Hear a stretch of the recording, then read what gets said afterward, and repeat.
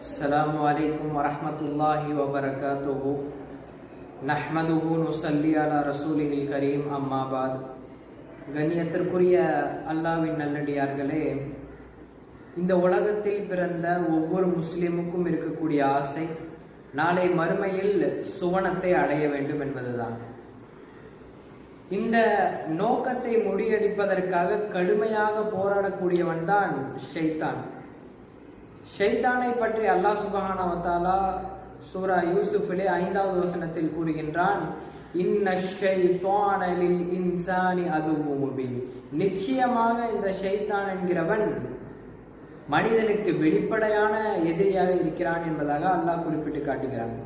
கண்ணியத்திற்குரியவர்களே, ஷைத்தானை விட அதிகம் கவனம் செலுத்த வேண்டிய ஒரு விஷயம் இருக்கிறது என்று சொன்னால் அதுதான் நம்முடைய நஃப்ஸாக இருக்கின்றது.